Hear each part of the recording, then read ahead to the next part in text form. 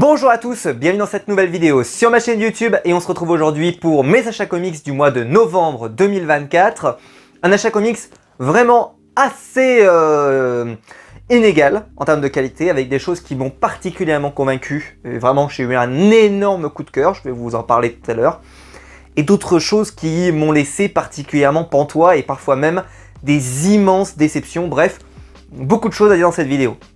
Si la vidéo vous plaît, évidemment, vous pouvez la liker, vous pouvez vous abonner, et vous pouvez la partager sur les réseaux sociaux. Et dites-moi évidemment vos lectures récentes dans les commentaires, ça m'intéresse énormément. Peut-être des conseils, des choses que j'aurais ratées, ça m'intéresse beaucoup.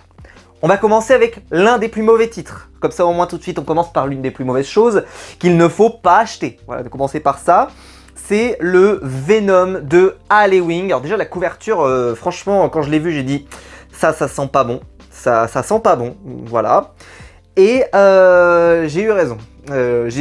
Alors, Halloween, pour info, et donc je crois qu'il doit rester un tome après ça. En anneau numéro 30, il doit rester un tome. Parce qu'après, il y a Venom War qui arrive aussi, et qui sera dans des soft covers, enfin avec des couvertures collector, etc., etc. Et à la fin, là, à peu près de cette période-là, normalement, si je ne me suis pas trompé, à la fin de Venom War, il y a un relaunch au numéro 1, toujours par Halloween, et le porteur du symbiote va changer, etc. Je profiterai de l'occasion pour me barrer, j'arrêterai là. C'est-à-dire que j'arrêterai à la Venom War, je pense que ça me fera une parfaite sortie, en tout cas j'espère que ça fera une parfaite sortie. Je suppose qu'il restera peut-être des choses un peu en suspens, mais globalement si ça me sert de fin, je pense que je m'arrêterai là. Même si c'est pas la fin du run de Halloween, mais c'est pas grave, j'enchaînerai pas la suite, c'est pas très grave. Pour moi, ce run n'arrive pas à me convaincre. C'est sûr qu'après être passé après Donny Cates, c'était vraiment quelque chose de difficile, hein, on va pas se mentir. Mais déjà, quand on voit là, regardez, vous avez Halloween, après vous avez Cafu, Pimentel, Ota, Grobenke, je sais pas. Bref, déjà ça va changer de style hyper souvent. Des fois c'est pas mal, hein, je vais pas non plus, et voilà, mais bon, alors en plus, bon là ils ont décidé donc d'apporter des modifications sur qui porte le symbiote, pardon. Est-ce que c'est vraiment intéressant? Je ne crois pas forcément, je sais pas, j'ai l'impression qu'Halloween en fait il s'est retrouvé avec ce perso, on lui a dit voilà tu vas t'en occuper. Et Donny Cates a fait beaucoup de choses, énormément, il a créé un lore absolument extraordinaire, etc. Vraiment il s'est éclaté. Et lui il a dit bon bah moi j'ai pas autant d'idées donc pour l'instant je vais raconter pas grand chose et puis je vais prendre la main et puis je vais voir, je vais développer, etc. Et en fait, c'est pas bien du tout, mais vraiment pas bien quoi. Je trouve que, en fait déjà je trouve que ce Venom raconte pas grand chose, on s'ennuie. Il n'y a pas tant d'action que ça, on pourrait se dire ouais il va y avoir de l'action de ouf et puis pas tant que ça. Après bon, je l'ai lu et je suis pas mort. Il y a eu quand même des bonnes surprises, il y a l'apparition de Kang, voilà, il y a 2-3 bricoles, mais franchement j'ai été déçu tout le long de ma lecture. Et donc voilà, je pense que j'arrêterai là parce que j'arrêterai à la Venom War, donc c'est je crois de avril à mai 2025, qui devrait me permettre de sortir de là et de dire j'arrête parce que vraiment c'est pas bien quoi. Et donc je pense que voilà, mais je suis complétiste donc je veux vraiment avoir l'histoire jusqu'au bout parce que je pourrais m'arrêter hein. Mais j'ai envie d'avoir l'histoire jusqu'au bout, donc j'irai jusqu'à la Venom War, et puis ça se trouve après je revendrai tout, hein. Voilà, hop là, gros tri, parce que ça c'est franchement, bref. Alors la surprise, déjà, parce que je vous dis il y a beaucoup de surprises dans cette vidéo, et un truc inattendu. Alors ça c'était pas du tout dans mes projets de le commander, j'y étais pas du tout, je l'avais raté complètement, j'avais pas du tout eu d'infos là-dessus. Et puis je suis sur Twitter, et je vois ça, Avengers Twilight, par Chip Zdarsky. Vous le savez si vous suivez la chaîne que c'est un auteur que j'aime bien, même sur Batman, et je sais que les gens n'aiment pas, mais qu'est-ce que vous voulez que je vous dise, c'est comme ça, je vais pas essayer de convaincre un âne qui a pas soif. Donc, bah voilà, moi j'aime bien, j'aimais déjà énormément son run sur Daredevil, pareil, il a été critiqué aussi sur la fin, etc., alors que moi j'ai tout aimé, bref, je dois pas être objectif sur cet homme. Bon, Akuna au dessin, et je vais vous lire ce qui m'a fait l'acheter. C'est la 4e de couverture. Qui était publié sur Twitter en fait. Dans un futur proche, la plupart des héros ont disparu au cours d'une guerre meurtrière. Les seuls survivants sont, quant à eux, privés de leur pouvoir et contraints de retourner à la vie civile. Désormais, l'Amérique vit sous l'étroite surveillance de James Stark, le fils d'Iron Man et de la Guêpe, ainsi que des Avengers. Alors que les libertés sont restreintes, le monde a plus que jamais besoin de Captain America. Mais peut-il encore porter une révolution sur ses épaules vieillissantes, seul et sans bouclier? Quand j'ai lu ça là, j'ai dit mais c'est quoi ce pitch de malade? Un truc un peu uchronie où le monde tombe dans une forme de dictature auquel peuvent participer les héros et Captain America est notre dernier espoir de nous sauver. Mais j'ai dit mais ça peut être un chef-d'œuvre. Et je me suis dit, oh il va y avoir un truc qui cloche. C'est peut-être le dessin. Et j'ai trouvé le dessin sublimissime. Daniel Acuna, franchement, j'adore ce style. C'est pas forcément pourtant ce qui devrait me plaire, mais j'ai adoré les couleurs. J'ai vraiment adoré les couleurs. Et franchement, il a un trait, il a posé une ambiance. Il y a 6 numéros pour info. Et l'album, je l'ai déchiré. Mais quand je vous dis déchiré, c'est j'ai adoré. Mais adoré, c'est une des meilleures. J'adore les uchronies, mais alors celle-ci, ah là là, mais bon, moi je suis hyper client. Hein. J'ai adoré Dark Knight of Steel, Deceased, j'ai bien aimé, mais bon, les zombies, c'est moins mon truc, à part si The Walking Dead. Mais c'était bien quand même, hein, c'était bien. Je pense à Superman Red Son. Qu'est-ce qu'on a eu comme uchronie? Voilà, il y en a tellement. Enfin, d'ailleurs, il va y avoir une suite à Dark Knight of Steel d'ailleurs qui arrive. J'aime quand on sort comme ça là et que d'un coup on te projette dans un monde qui est différent et tout. Je trouve que le concept est génial. Et alors, ah mais c'est une merveille. C'est un des meilleurs comics pour moi sorti cette année. Voilà, comme ça au moins c'est dit. Je sais, c'est type Darsky, etc. Il y a des gens qui sont pas toujours clients, etc. Mais là, oh, qu'est-ce que c'est inspiré surtout. Mais ah là là, c'était fabuleux quoi. J'ai adoré tout. C'est-à-dire que je ne vous trouverai pas de défaut à ce truc-là. Je refuse. Il y a des surprises, il y a des retournements, il y a des reformations d'Avengers, Captain America mal embarqué, qui se retrouve, machin. Oh là là là là là là, mais quelle merveille! Quelle merveille! J'ai adoré. C'est diablement bien écrit. Mais diablement bien écrit. C'est... ça fourmille d'idées. C'est génial. J'ai trouvé que ça a été une expérience de lecture exceptionnelle. Je suis content que le dessinateur ait fait tous les épisodes. Putain, il a fait 6 numéros, merci. C'est-à-dire que là, vous avez un seul mec qui fait tous les épisodes. Merci, ça arrive de temps en temps. C'est pas si souvent, mais ça arrive.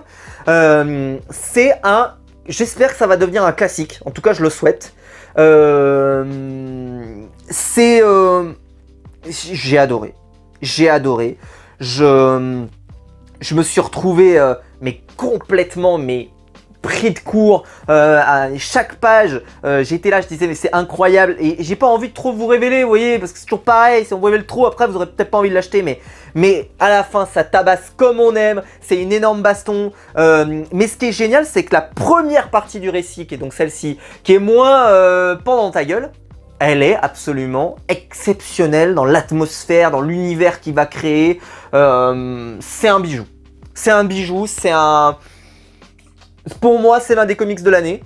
J'ai vu qu'il n'était pas proposé au Comics Award, machin et tout, mais ça c'est normal. Bon, il propose des trucs, des fois, que j'ai pas forcément lu, donc je peux pas critiquer pour savoir si c'était mieux ou pas. Mais là, pour moi, c'est un des meilleurs trucs qu'on a eu sur le super-héros cette année. C'est exceptionnel, c'est génial, c'est fabuleux, il faut l'avoir, achetez-le. Ça vaut... Et bah, ça doit valoir quand même, je crois que ça vaut 20 et quelques euros, 22 euros je crois. Je pense que c'est les 22 euros ou 20 euros les mieux dépensés que vous pourriez dépenser. C'est un bel album, bien édité. Panini là-dessus, vous n'avez pas déconné. C'est génial. C'est génial. Génial. Lisez-le. Ah, lisez-le. Franchement, c'est extraordinaire. Extraordinaire. Voilà. Vous l'avez compris que j'adorais ça? Ouais, j'espère. On passe chez Urban. On va faire un long passage Urban. Avec Dawn of Superman, tome 3. Et là, ma grande surprise, quand je l'ai lu, j'ai dit tome 3 sur 3. Donc c'est la fin. Alors, je vais vous chercher. Je vais vous chercher. Retrouvez-moi ça. Retrouvez-moi ça. Superman 11 à 15. Action Comics 1061-1066 et le Superman House of Brainiac spécial puisque c'est l'event complet de Superman House of Brainiac. La couverture est absolument magnifique. Comment il s'appelle déjà? C'est Philip Kennedy Johnson, c'est ça hein? Non, Joshua Williamson, excusez-moi. Je m'embrouille. Joshua Williamson, voilà, je vais vous le montrer. En fait, pour info, c'est pas la fin. La série en VO n'est pas terminée. Joshua Williamson, il continue après. C'est pas fini. C'est pas relaunché, c'est pas... Donc je crois que c'est pas la fin. Je crois. Et donc... Ben bon. Alors, qu'est-ce que j'en ai pensé? C'est un event. Et d'ailleurs, bon, ils arrêtent toutes les séries, mais je crois que je sais pas qu'est-ce que ces séries redémarrent, comment, etc. On verra. Bon, ça, je vais pas rentrer dans le détail. Et il y a eu... Il y a du Jason Aaron sur le personnage qui est arrivé, sur le personnage de Superman. L'event est vraiment cool. Ah ouais. Donc c'est pas dans la première partie. Dans la première partie, vous avez surtout des éléments avec Bizarro. C'est dans cette deuxième partie où vous avez toute la partie avec, avec Brainiac, qui est un personnage en plus que moi j'ai toujours aimé, qu'on voit pas assez dans l'univers d'ici, et qui est vraiment un méchant d'envergure pour Superman. Donc j'espère qu'on aura la suite, parce que je trouve que c'est un personnage Superman qui est hyper intéressant, et qui je trouve est vraiment intéressant depuis les relaunchs qui ont été faits. Philip Kennedy Johnson, pour ne pas le citer, ce que je citais avant, a vraiment apporté énormément au personnage. Maintenant, je sais qu'on a Jason Aaron sur le personnage, Joshua Williamson qui fait un super boulot également. Je trouve que le personnage est gâté, vraiment, ils sont inspirés sur lui, c'est génial. Ils font des choses de grandeur, etc. Alors après, le format, ça on peut le critiquer, de se dire, voilà, ils ont mélangé Action Comics et Superman. Mais moi, ça me dérange pas forcément parce que je trouve ça bien, justement, là, dans cette période-là où on a des crossovers. C'est pas mal. Et donc, je trouve que pour la période d'on-off, c'est certainement l'un des titres qui était le plus approprié à faire du don-off. Donc ça, c'était très cool. C'est super, quoi. C'est génial. C'est un comics qui, je trouve, est parfait si vous aimez Superman. Vous allez kiffer. C'est pour moi pas du tout inaccessible, même si, bon, voilà, il se passe plein de trucs. Superman va se retrouver avec des ennemis assez connus et d'autres moins connus. Lobo, c'est peut-être pas forcément le plus connu, et ben, il apparaît dedans et franchement il est très cool. Ça envoie, les menaces sont grandes, Superman est mis en danger, il est mis en difficulté, il doit tabasser, il doit y aller. Regardez ce genre de planche, tu te dis purée, c'est mal embarqué, et ça se relance et ça repart. C'est vraiment génial, j'ai absolument adoré. Je trouve que le run est exceptionnel sur... donc là, c'est parce qu'en fait, vous avez les deux runs, évidemment. Je vais vous montrer. Attendez, je vais vous chercher ça. Regardez comme c'est beau, cette double planche, comme elle est belle. C'est magnifique, c'est vraiment magnifique. Regardez comme c'est beau. Ça, j'adore cette couverture comme ça, un peu genre avant de s'associer d'abord en Stavas, ça c'est très comics. Je trouve que c'est un run hyper réussi sur le personnage. Superman, c'est un héros qui est gâté en ce moment. C'est un héros qui est gâté, je trouve qu'il y a des très bonnes choses. Pourtant, c'est un héros que moi je lisais pas pendant longtemps, et puis bah, là-dessus, je suis pas déçu. Je trouve qu'en plus, graphiquement, c'est très bien. C'est un gros pavé, vous en avez pour des longs moments de lecture. Les menaces sont importantes, il se passe plein de choses, mais j'espère qu'on aura la suite, parce que si on n'a pas la suite, je vais être dégoûté. Arrive le drame. Parce que bon, oui, je vous ai dit le Venom, c'était pas bien, mais ça, je m'y attendais, donc il n'y a pas eu de déception. Je m'y attendais. Tom King est revenu avec Daniel Sampere au dessin pour faire le Wonder Woman tome 2 hors la loi, que j'avais, mais alors, adoré le tome 1, qui est certainement un des meilleurs tomes que j'ai lu cette année. Voilà. Peut-être même le meilleur d'ailleurs. Tout court, en tout cas en super-héros, c'est quasiment incontestable. Ce qui fait que la difficulté de faire un tome 2 était très très élevée. Et Tom King, je me suis dit, franchement, il va assurer. J'aimais déjà bien son Batman, moi je fais partie de ceux qui avaient bien aimé son Batman. Je me dis, le tome 2, ça va le faire. Ça va le faire, même si ça sera moins bien. Évidemment que ça sera moins bien, parce que le tome 1 c'était absolument exceptionnel. Donc c'était fabuleux, c'est un des meilleurs titres que j'ai lu. Je me dis, franchement, si le tome 2 c'est juste pas mal, ça suffira quoi. Ben, je me serais contenté d'un pas mal en fait. Alors, ce qu'il faut dire déjà, c'est que Daniel Sampere au dessin, c'est bien. Parce que, voilà, moi j'aime bien, je trouve que graphiquement c'est intéressant, mais c'est pas toujours incroyable. C'est-à-dire que moi je suis content que ouais, il y ait une unité graphique, etc. Bon, très bien. Mais bon, il y a des fois des partis pris qui sont un peu étonnants. En fait, quand je l'ai lu, au début, je me suis dit, franchement, ça va envoyer ce truc-là parce que Diana, elle est vraiment mise en difficulté. Elle est un peu humiliée, elle est rabaissée. Enfin, quand tu suis le tome 1 qui est hyper coup de poing un peu dans ta gueule et tout, tu te dis waouh, le tome 2 va forcément aller encore dans cette veine-là et tout. Et là, ils sont partis complètement autre chose. Complètement sur autre chose, rien à voir. Bah, ça n'a pas convaincu de mon côté. Alors, je prendrai le tome 3 quand même, parce qu'on peut avoir des coups de mou dans un run, ça arrive. Parce que parfois il peut y avoir des volumes un peu moins intéressants, un peu moins réussis, avec des choses moins bonnes. Mais je trouve que ce volume ne va jamais décoller. J'ai même envie de dire, ce qui est le plus terrible, c'est qu'il commence bien, avec un premier numéro qui est à peu près sympa. On se dit waouh, ça a du potentiel, et puis après, ça part en fait dans plein de petites histoires. En fait, il y a un fil conducteur, mais c'est plein de petits trucs qu'il y avait déjà dans le premier volume. Sauf que dans le premier volume, c'était tu prends dans ta gueule quoi. Là, bah, on enchaîne les trucs sans énorme intérêt. Je trouve pas que les interactions soient extraordinaires. Il se passe pas grand chose. C'est vraiment un tome, j'oserais presque dire un tome de transition. Voilà. On verra ce que donnera la suite. Moi en tout cas je prendrai le tome 3, ça c'est une certitude. Parce que les qualités qu'il y avait dans Wonder Woman Terra, elles n'ont pas disparu. Enfin, Wonder Woman tome 1, excusez-moi, elles n'ont pas disparu. Mais c'est pas... c'est pas à la hauteur du premier volume quoi. Et bon, je suis assez déçu. Alors le fait que ce soit pas à la hauteur, c'était attendu, hein, mais le fait que ça soit autant décevant... Oh, puis vraiment, mais je trouve qu'ils ont passé du temps à parler pour ne rien dire dans ce volume. C'est terrible. C'est-à-dire que tu as l'impression de perdre du temps quand tu lis ça. C'est ça qui est terrible. Donc franchement, j'étais hyper déçu. Tout le long de ma lecture, j'ai été déçu. Ça a été vraiment le crash, malheureusement. Bon, c'est comme ça arrive parfois. Celui-là, je ne l'ai pas encore lu. Je suis désolé. Voilà, il était dans ma palle.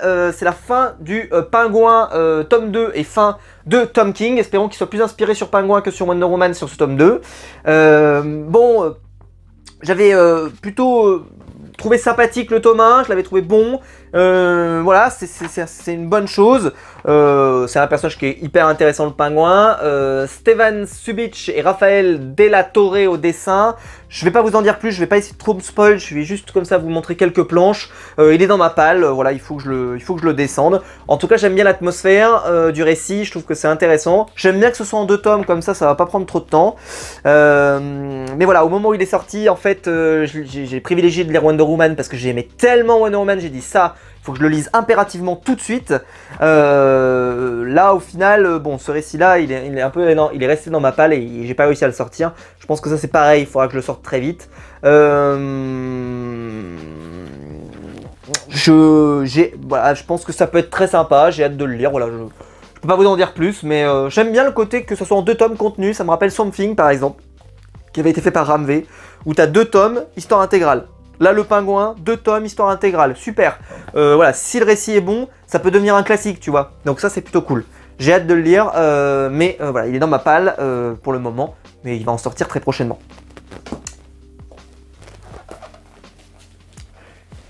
Le chef-d'œuvre.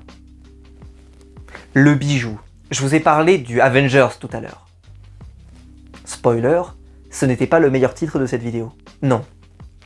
Le meilleur titre de cette vidéo, c'est Monsieur, j'ai bien dit Monsieur, Jeff Lemire, qui nous l'a offert, avec Andrea Sorrentino évidemment au dessin, pour Les Résidents, le mythe de l'ossuaire. Donc c'est le 3e tome des mythes de l'ossuaire, mais ne vous inquiétez pas si vous n'avez pas lu les 2 premiers, c'est indépendant. Même si ça se déroule dans le même univers, qu'il peut y avoir des petits clins d'œil, etc. Honnêtement, ne vous paniquez pas, voilà. Si vous n'avez pas les 2 premiers, prenez celui-là. Spoiler, achetez celui-là. Alors, énorme pavé, grand format urbain et tout. Je vous lis la 4e de couverture. Une chose est certaine, cet endroit est malfaisant, peut-être qu'il l'a toujours été, et ceux qui y vivaient, ces personnes, n'ont jamais eu la moindre chance. Bon. Déjà la couverture, je l'ai trouvée sublime. Andrea Sorrentino est un génie de notre époque. Comme ça au moins c'est dit. Je vais vous montrer la planche. Attendez, je vais vous la trouver. Hein. Je vais vous la trouver. Voilà, ça c'est... Voilà, je l'ai trouvé. Ça m'a tellement rappelé le style qu'il avait quand il faisait Green Arrow. Il avait des planches comme ça, hyper déstructurées. Et qui... Moi ça a été mon premier comics. Donc ça m'a rappelé ce premier comics. Alors je vais vous rappeler, je vais vous dire de quoi ça parle. Alors c'est hyper dur à résumer, mais en même temps c'est simple. Parce qu'en fait il se passe plein de trucs, il y a plein de suspense, il y a plein de révélations au fur et à mesure. Mais on va rentrer dans le truc simple, c'est il y a des habitants dans une ville, et ils vont rentrer dans un bâtiment parce qu'ils sont en train de mener une enquête, pour rester nébuleux, ils sont en train de mener une enquête sur des choses, sur des phénomènes inexpliqués. Voilà. Ils vont rentrer dans le bâtiment et après ils vont descendre. Et plus ils vont descendre, plus ils vont se rendre compte que ça leur ouvre les portes sur un monde extrêmement glauque, malfaisant, dangereux, complètement dangereux. Et sauf qu'une fois qu'ils auront commencé à rentrer, eh ben, ils ne pourront pas repartir aussi facilement que ça. Et plus ils descendent, plus la noirceur s'installe et plus vous êtes complètement, mais complètement pris par ce truc. C'est un chef-d'œuvre graphique. Avant même d'être un chef-d'œuvre de scénario, c'est un chef-d'œuvre graphique. C'est un truc qui se lit. Alors, il faut le savoir, il n'y a pas énormément de texte. Mais par contre, je vous conseille de le lire doucement. Vraiment doucement. Parce que c'est un comics qui s'apprécie et qui est vraiment dans le pur jus d'Andrea Sorrentino, vraiment, mais il est dans une forme, oh là là là là là là, mais légendaire. Je pourrais vous montrer, il y a une autre planche incroyable, mais qui est plus loin dans le récit. Je vais vous montrer. Je peux même vous montrer ça déjà. Ça, regardez, regardez, graphiquement. Il y a qui s'assoit à sa table? Comme ça là, juste comme ça là. Quel dessinateur, on va en parler juste après avec un autre dessinateur extrêmement connu, qui a fait beaucoup le buzz, qui s'assoit à sa table? J'aimerais bien savoir moi. Ça m'a rappelé du... comment ça s'appelait là, le Gideon Falls, ça m'a rappelé ça, dans le style et tout, mais qu'est-ce que ça m'a rappelé, mais... Ah, et Gideon Falls pour moi qui est un chef-d'œuvre, ça c'est vraiment extraordinaire aussi, hein, de toute façon. Mais c'est pas ça que je cherche, hein, je vais vous le trouver. Hein. Je vais vous trouver la planche, hein, ah, c'est pas ça. Oh là là, que c'est beau ça aussi, oh, c'est très très beau. C'est très très beau, c'est magnifique. Mais je cherche mon arbre, en fait il y a un... Et ben voilà. Voilà, ça c'est un plan. Je suis resté pantois, tu sais, je suis resté comme ça. Genre, t'arrives là et tu fais... What, quoi. Regardez comme c'est beau. C'est sublime. C'est presque un artbook. En fait, plus le récit avance, plus c'est glauque, plus t'as envie de savoir. C'est un chef-d'œuvre. Je pèse mes mots, je le dis comme je le pense. C'est le meilleur titre des trois, c'est incontestable. C'est le plus gros des trois, je crois. Hein. C'est celui où vraiment j'ai halluciné du début à la fin. C'est un bijou. Jeff Lemire est un génie. Andrea Sorrentino est un génie de notre époque. Lisez-le, achetez-le, découvrez-le. C'est un futur, j'espère, classique. J'ai adoré. Je n'ai même pas de mots. Je pensais pas quand je l'ai acheté, parce que je l'ai vraiment acheté pour Jeff Lemire, Andrea Sorrentino. Pour moi, j'ai dit je prends, c'est obligatoire. Jeff Lemire tout seul, j'aime moins. Moi, graphiquement, par exemple, j'aime pas. Quand c'est Jeff Lemire tout seul qui dessine, tu vois, je suis pas hyper fan. Mais dès qu'il est avec Andrea Sorrentino, les deux ensemble, tu sais que, bam, ça fait du champagne, quoi. C'est magnifique. Ah, mais franchement, mais c'est beau. C'est trop beau. C'est trop beau. Achetez-le, bouffez-le, dévorez-le. C'est vraiment un chef-d'œuvre absolu. Absolu. Voilà, j'ai adoré. J'ai adoré. Ah ouais. Oh. On termine avec le dernier. Et là, je l'ai acheté un peu par la propagande à marché. Dawn Runner de Ram V et Evan Kagel, publié par iComics. De mémoire, le prix, je ne l'ai pas, mais je crois qu'il est pas à un prix scandaleux. Genre, je crois qu'il est à 22 ou 24 euros, je crois, pour un format carré. Oui, je sais ce que vous dites. C'est un format carré, c'est pour ça qu'il l'a acheté. Il adore les formats carrés. Je sais, j'ai un problème avec les formats carrés. Mais c'est pas la raison. Là, ici, voilà. Alors, iGraphics déjà. Hein, c'est pas iComics. Non, c'est sorti du rayon comics, même si c'est du Dark Horse, pour lui donner le maximum de chance. Je crois qu'il a été mis un peu partout. Il y en a qui l'ont mis en rayon comics, il y en a qui l'ont mis en rayon BD. Mais en tout cas, il a eu un énorme et gigantesque une énorme mise en avant pour lui permettre de marcher. Moi, je l'ai acheté, hein, je l'ai pas reçu. Il y a beaucoup d'influenceurs qui l'ont reçu. Moi, je l'ai acheté. Je l'ai acheté pour une raison. Une raison, c'est que on m'a dit, tu vas voir, c'est vraiment très stylé. C'est vraiment un récit absolument exceptionnel, voilà. Et bon. Alors, il y a beaucoup de gens qui se sont plaints du fait que le découpage aide pas forcément à la compréhension. Si je compare, c'est ça qui est terrible, avec Andrea Sorrentino, qui lui aussi a un découpage particulièrement parfois original, eh bien, même si le découpage est original, on comprend toujours tout. Là, c'est vrai que c'est un peu déstructuré. Alors, je pense notamment à des phases de combat, où des fois, c'est pas toujours très clair, mais pour autant, je trouve que les gens, on en fait des pleines caisses. Parce que franchement, c'est pas non plus désagréable. Ça se lit très bien, ça se dévore, il n'y a pas de problème. Alors, qu'est-ce que j'en ai pensé ? Déjà, juste pour dire que c'est une histoire un peu de Kaiju, hein, donc en fait, dans un monde dans lequel il y a des monstres, les gens peuvent utiliser des robots et se taper, voilà, etc. Bon. C'est pas forcément mon truc, moi. Moi, j'ai jamais été trop fan des Kaiju. J'ai jamais été trop fan... alors, j'aime bien Transformers, mais les premiers, ceux de Michael Bay, ceux qui sont cancel aujourd'hui, mais pour des raisons justement qui sont cancel, en fait, voilà. C'était triste, mais c'est comme ça. Il y a une vidéo de Durandal qui existe sur YouTube pour Transformers, et je suis assez d'accord avec ça, c'est que pour faire un bon film Transformers, eh ben, il avait trouvé le truc, entre guillemets, et que je trouve que derrière, on n'a pas forcément eu toujours des chefs-d'œuvre, pas forcément, en tout cas de mon point de vue.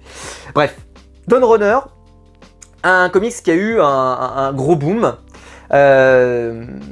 grosse mise en avant. Je sais pas si ça a marché autant que prévu.